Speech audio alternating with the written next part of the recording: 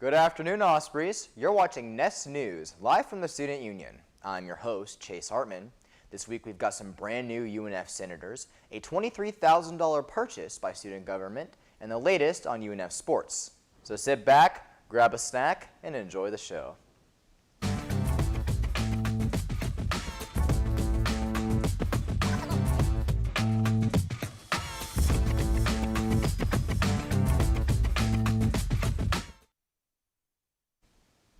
A past student government survey found that 41.7% of students felt unsafe or uncomfortable in an environment where alcohol was being consumed.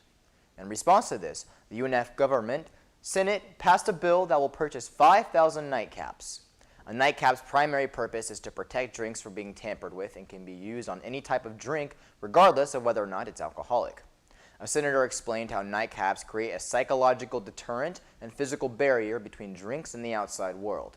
The devices, made from nylon and spandex, are reusable and machine washable.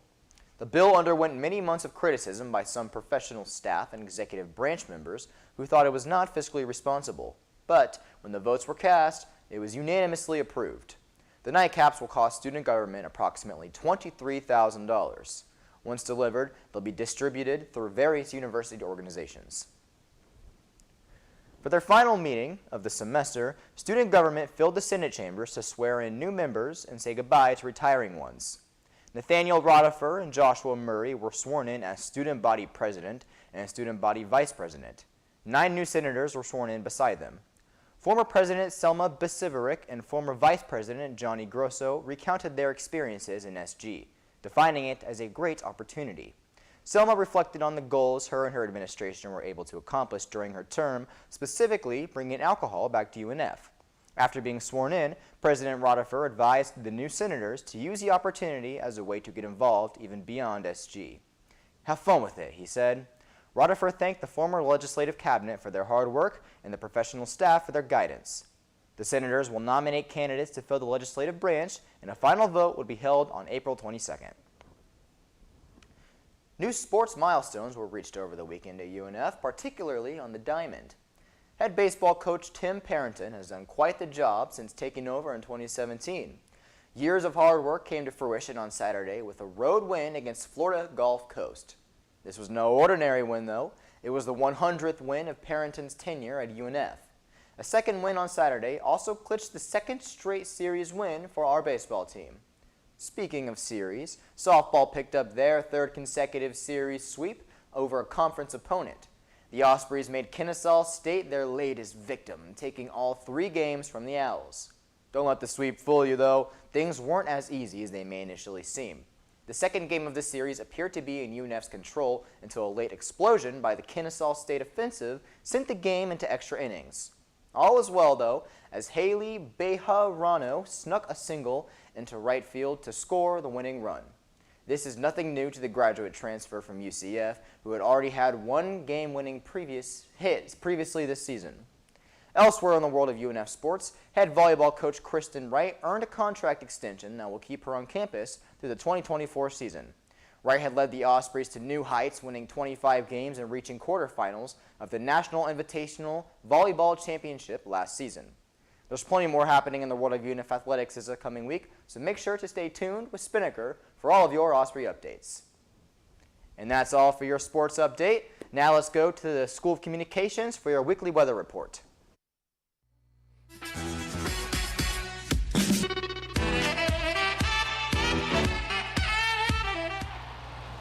Hey there, Ospreys. Welcome to a weather edition of Inside Swoop in 90.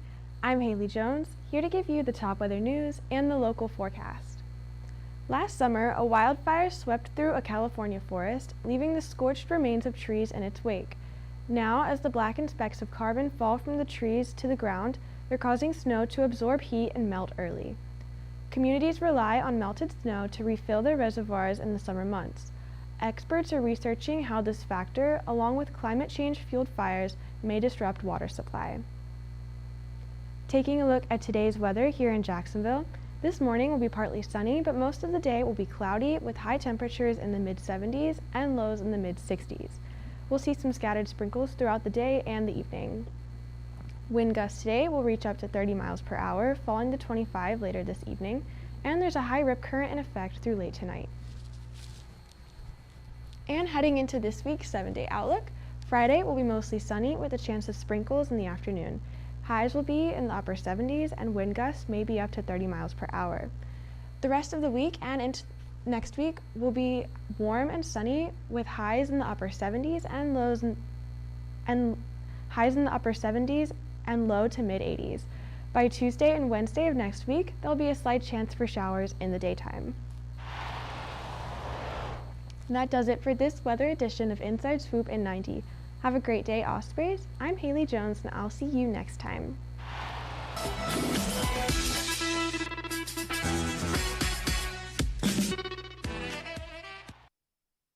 Well, that's all we've got for you today, Ospreys. Be sure to follow us on our Instagram at UNF Spinnaker, and come check out our YouTube as well for some more content. As always, thank you so much for watching. I'm your host, Chase Hartman, and we'll see you next week on Spinnaker's Nest News.